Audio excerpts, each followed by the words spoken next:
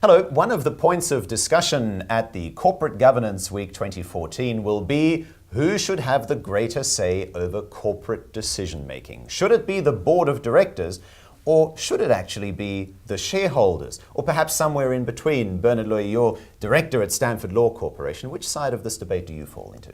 Well, actually, I would fall on the last point which you mentioned. It is somewhere in between.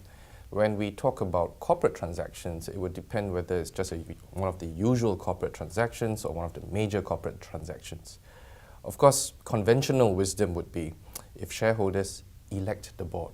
Naturally, the board would have the right to determine the path of the company.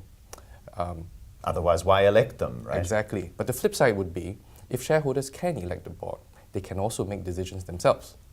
So that's two sides of the coin. In Singapore, following UK, there are certain thresholds to be met, to which once you cross a particular threshold in terms of the size of the transaction, that then goes for shareholders' approval. Anything below a particular threshold, you don't need shareholders' approval. I guess the difficulty isn't so much in deciding in principle as to which party should have the greater power, but really to determine, with some of this case-by-case basis type of discussion that you mentioned, where the lines should be drawn and whether actually everybody knows where the line is drawn, isn't it? Isn't that the bigger problem? It is, but one would have to look in terms of the development of the markets in the various jurisdictions.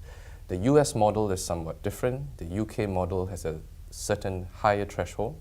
In Singapore, just for general purposes, the threshold will be, let's say, 20% of the market capitalization for main board companies, 75% of market capitalization for catalyst companies.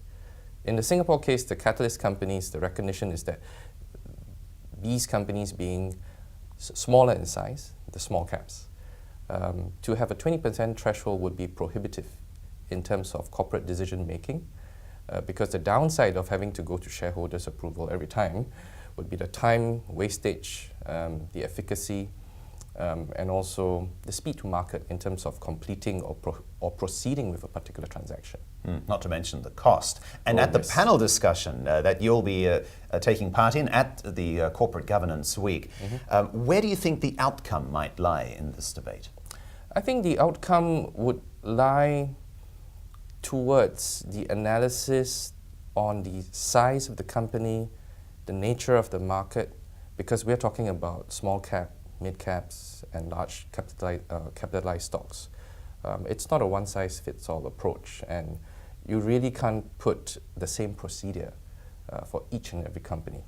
All right, and don't just take Bernard's word for it. Join the Corporate Governance Week and join the discussion. It's not just about the panelists, it's also about the audience, just like boards and shareholders, I suppose. Exactly. Here is the website on your screen now where you can find out more information about the 5th Corporate Governance Week, 27th to the 31st of October. See you at Marina Bay Sands.